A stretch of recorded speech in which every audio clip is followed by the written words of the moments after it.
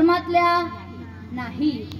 म्हणून कसं स्वधर्मात जगता आलं पाहिजे. जेव्हा गंधमादन नावाचं वानर कुंभकर्णाच्या हातामध्ये सापडलं, गंधमादनाला विचारलं कुंभकर्णाने, का रे म्हणे तुझा फार सुगंध येतो, कोणाचा येतो? येतो का म्हणे आमच्या लंकेमध्ये. म्हणे लंकेच्या आईचं लांबच, आम्ही त्याचं नाव सुद्धा घेत नाही म्हणे. का बरं? म्हणे लंका रावणाची. अरे त्याचाच भाऊ आहे मी. अरे रास आहे का? सोड मला. म्हणून तुला सांगतोय, तू माझ्या हातामध्ये सापडलाय, तुला जर मी दाबला तर तू गतप्राण झाल्याशिवाय राहणार नाही. म्हणून एकदा म्हण की मी रावणाचा आहे. म्हणे अजिबात नाही. अरे अर्धी लंका नावावर करतो, पण एकदा म्हण रावणाचा आहे. अजिबात जमणार नाही.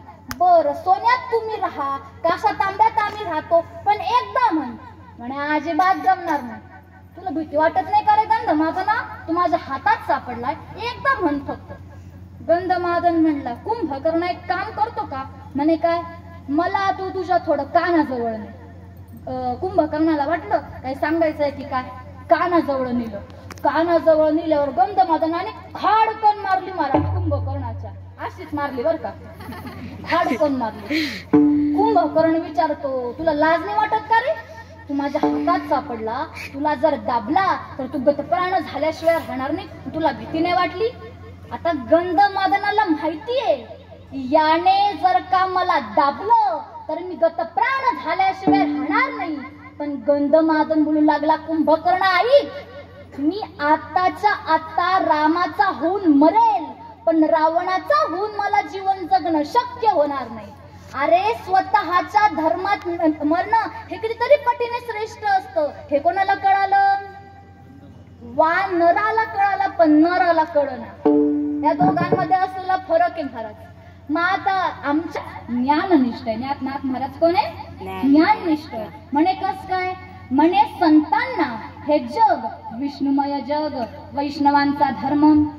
आता मावशी बर का ऐकताय ना, आता मी तुम्हाला विचारलं पांडुरंग कुठे राहतो, काय सांगाल तुम्ही? कुठे राहतो? पंढरपुरात. पण हाच प्रश्न आपण संतांना विचारला तर संत महात्मे म्हणतात विराज कोण? भक्तिनिष्ठ. मग पुन्हा दुसरा उठून उभा राहिला, म्हणे नाही नाही, नाथ महाराज विरक्तिनिष्ठ, नाथ महाराज वैराग्यनिष्ठ. म्हणे कस काय? संतांनी सांगितलं सोने रुपया माम मृतिके समान. हे कोणाचं लक्षण आहे? वैराग्याचं लक्षण आहे. म्हणात महाराज कोण? कोण? वैराग्यनिष्ठ. मग आता प्रत्येकाने आपापली मतं मांडली, पण कोणाचाच मेळ लागना. मग काय करावं?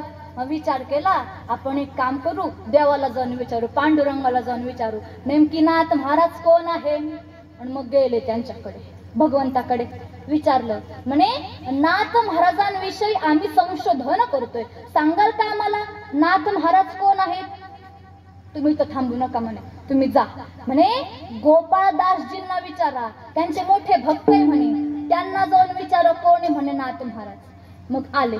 कोणाकडे आले? गोपाळदासजींकडे आले. विचारलं कोण आहे नाथ महाराज? नाथ महाराज हा शब्द ऐकला आणि गोपाळदासजींच्या डोळ्यांना अश्रुधारा वाहू लागल्या आणि मुखातून शब्द बाहेर पडले, एकनाथ नाम सार.